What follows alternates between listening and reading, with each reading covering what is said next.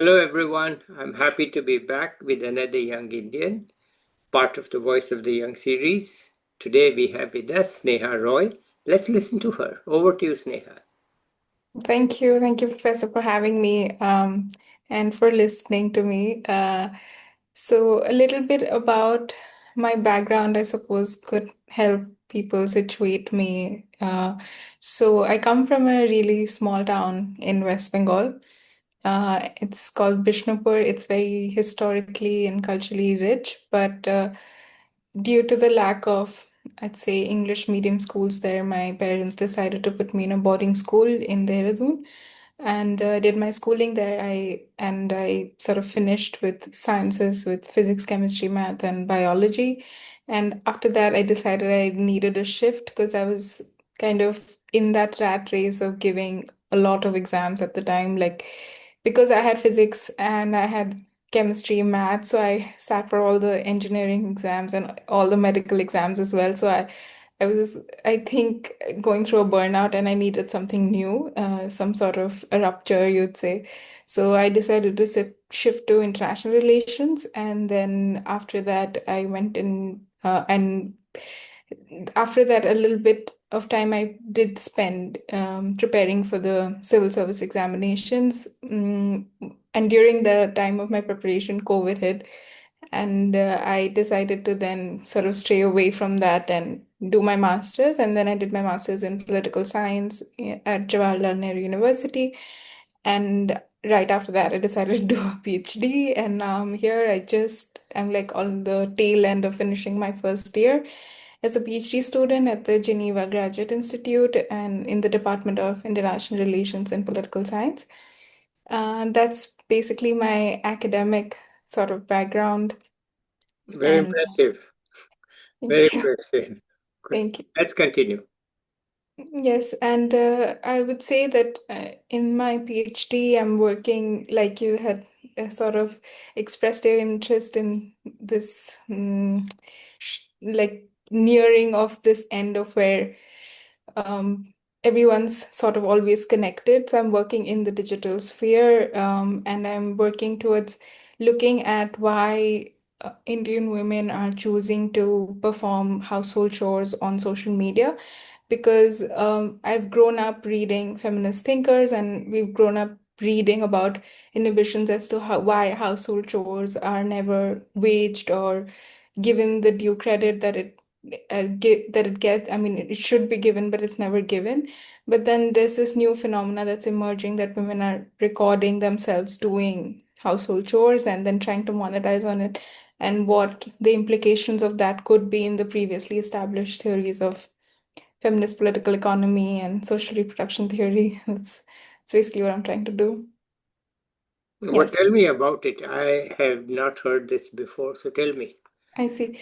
Yes, well, it's a very new phenomena, and we read about these theories of capitalism resting on the shoulders of women who do this unpaid care work. Like when the factory worker goes to the factory and is home, then the replenishment happens within the household, and this replenishment is done mostly by women by taking care of the man, the breadwinner, and by feeding him, clothing him and all of that. So this has never been accounted for in the capitalist economy. And if, let's say, the state or the capitalism as a structure were to pay women to do this, they would probably never have the surplus value to generate profit in the first place.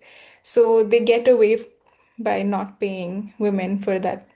So they've never sort of gained the monetary compensation that they deserve.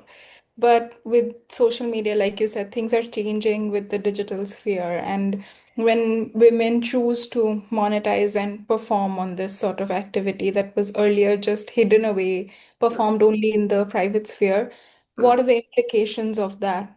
mm. And how does like that affect the way hierarchies within families have existed or women's work given certain recognition because of social media? I mean, there are both sides to it, and I'll only know once I do my field work, but this is the intervention that I want to make. I still don't get it. How do they monetize it? Okay, so women in India, if you like, I think if you even click on one video, that's the way the algorithm works. You will see multiple videos of women trying to say things like, come watch me pack my lunch for my husband and my children, or come watch me as I prepare food before my 9 to 7 work. So there's been a lot of literature on how globalization has helped women gain jobs. And the thing that like most critiques talk about is that women are always still at the lower rung of the hierarchy, even in the corporate sector. And even like let's say factories where in Bangladesh and India where clothing factories have hired women, they also have this sort of sense of home working, which is like pushed to the most lower rung, least paid jobs. So that's the problem that we have with this globalized woman. But then what happens when the job that is done before this 9 to 7 work and after this 9 to 7 work is shown to the public? So this person is recording themselves cooking, cleaning, doing laundry, cleaning their house before the 9 to 7 work starts, and then again after the 7 p.m. work. Hmm. So all these chores, yes. So how that disrupts this idea of everything being limited to the private sphere. And oh, and you asked how they monetize. They Right. rate with companies. And also on YouTube, if you have a certain number of views and people subscribe, then you get paid by the platform. Yeah. So yes, that's how they're monetized. Hmm. Okay. So, but it's not, they're not monetizing their work as such. They're monetizing the viewing of that. Yes, the Yeah, performance of it, yes. yeah, yeah, yeah. Okay. And is Yes. this a common thing or is it just restricted yet? And I think it's getting relatively very common. Like any n number of women I've talked to or interviewed have sort of encountered this phenomena on social media. And there's sort of this, it's in the media studies realm, it's called like the aspirational labor, where everyone's making videos, but it has to reach a certain number of views and certain number of followers to monetize. Yeah. So that labor is not compensated for. So you aspire to have that kind of monetization. So you keep on laboring for it. And that's obviously problematic. So there are lots of sides to it. Okay. All right. It's a very interesting concept. As I said, if you listen, you learn, which I just did. I had no idea of what's happening. You can't know everything, no? You can't keep Yes. track of every social trend. You Yeah. don't know what's happening. So, and do you know which country it started in?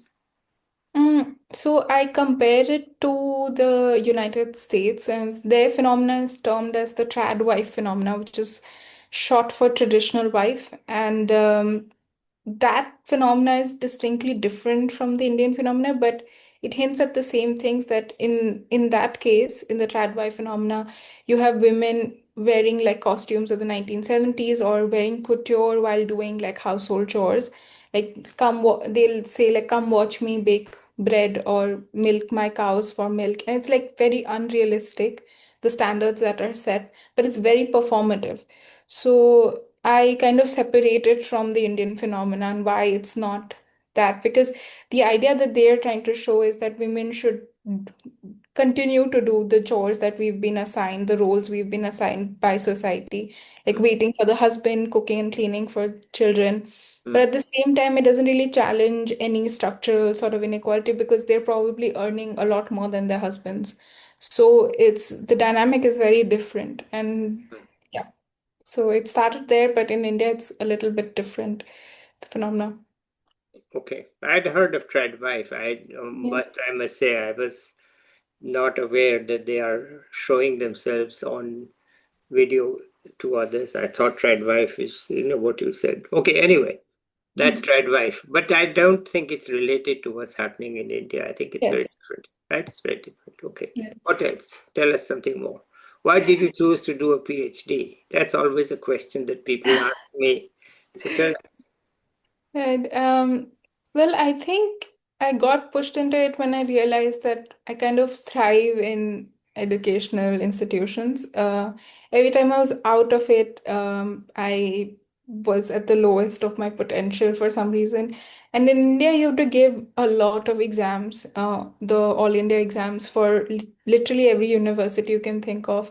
You have to give each. So one year, I think I gave like 11 entrance examinations, and I was going through a burnout after I finished my master's. And I realized that I really wanted to do research in its very essence, just like look at a phenomena, read about it, and form your thoughts, do some field work. And I realized that PhD was like the next step that came sort of naturally to me after my master's, because before this I was delving into a completely different field. I wanted to get into the mm, foreign services, mm, but I realized that UPSC as an exam really was mentally taxing for me. So I was like, if I needed to work on international relations and political science, the best place would be Geneva. So I kind of applied to a couple of universities in Europe and in the UK. mm. And I got accepted at all of the universities that I applied to, but UK didn't have funding, and I wasn't going to go to an university without funding. So I chose the one university that offered funding, and I came here. And how's life there for you?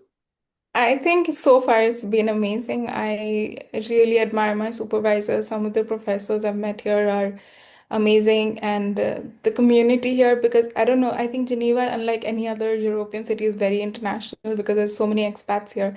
And it feels right, like you're right at home with the kind of people I've met, and they're very nice. And unlike what I'd heard about French people in general, that people are not very nice. And but here, the people I've met have been so collaborative. I've been able to attend so many workshops, conferences, Mm. and it's truly been a very good journey for me, and lots of learning. So this has been great. Yeah. And lots of international fellow students. That's true, and that's something what I missed in India, and maybe I would have missed in the UK as well, because we have the same kind of points of view about everything. And if all our education is very centered around South Asia, for example, courses I took on decolonization was only based on South Asian experiences. But here I come, and then there's like the Caribbean and the African experience, and there's a lot more um, epistemology that you get sort of exposed to because of even class discussions. They're so diverse. People are from different countries. So I guess that's Mm. something I didn't account for, but was a refreshing change here. Yeah. Okay. What else do you want to tell us? Uh, I guess just something that I didn't realize back home when I was in India pursuing my education. It's just that there's a lot of competition we go through that. I don't know, as youth, as community, it's very difficult to find connections which are genuinely pushing you to thrive and aspire. Here, maybe because there's competition everywhere, but people are more slow in terms of like they don't want everything, unlike in India. We wanted to extract how much ever we could because of the lack of opportunity there. And I feel like that I wish like we could imbibe that back home. And I was lucky enough to find a lot of friends who would push each other and had that kind of community.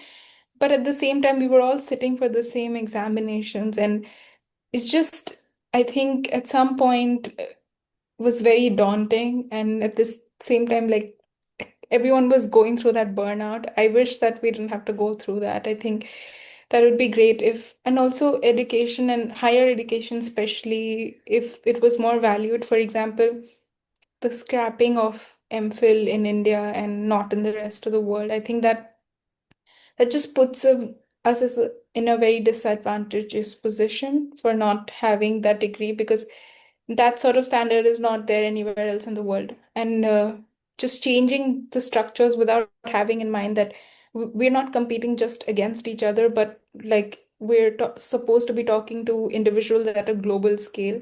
And these sort of eliminations in the education system, for example, now you don't even need a master's to pursue a PhD if you have a 4 year bachelor's degree. So these are the changes that I don't know. why they're coming about and they're not accounted for and how it works in general. I feel like there's no sort of thought given behind these things. And the vocationalization of education is something that is really upsetting for me. That if everything has to be derived to like acquiring n number of skills rather than just honing that one skill and becoming best at it. mm, It's just not there anymore, and that's really upsetting.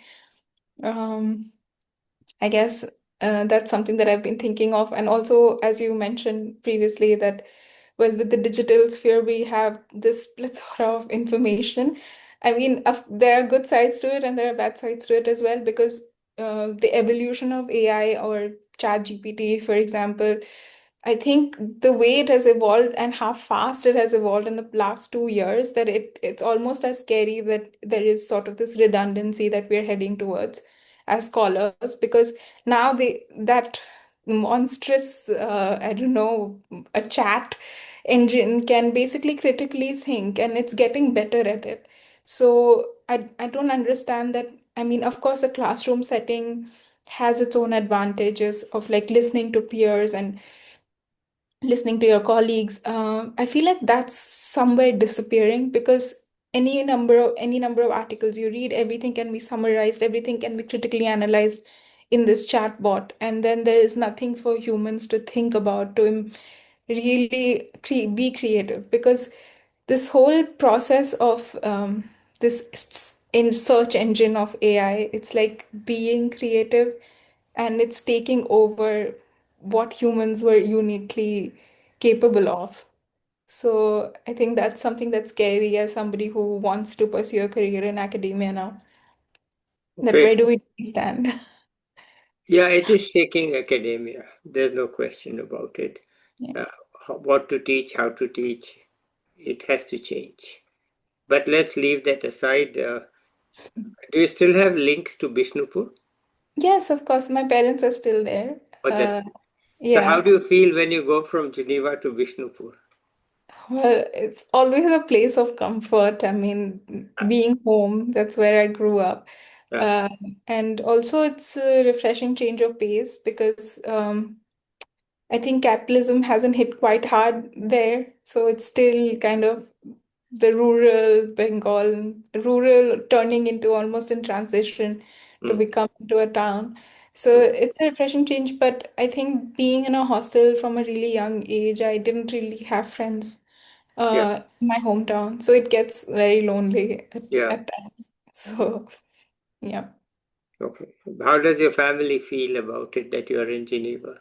Oh, they're extremely proud. My father was ecstatic. He couldn't believe it. Okay. All right. Yeah. Uh, Even when I was applying to universities, and when I was applying to like Cambridge, SOAS, and and my father was like a little bit skeptical. Like, are you sure? Like, why would they want to talk to you? Why would they want you at the university? And I was yeah. like, but no, you have to aspire. Otherwise, you'll never know if you're Mm, capable. mm, But then when I got accepted, my father was like, he was like, okay, I'm sorry, I doubted you. mm. Yeah. Okay. And your friends and all, what do they think? That you're crazy or do they think you're brilliant? What is the definition? I think they keep me really grounded. I think all of them are extremely smart and Uh, they're all doing so well in life, and everybody has these unique abilities. And I learn from them every day. And yeah, we're always like making up for the problems each one of us have. So it's a great feeling. And I think these WhatsApp chats, they do really keep us grounded when we're feeling like we've done a lot, but there you realize it's really like you're a speck of dust. It doesn't matter. Yeah. Okay.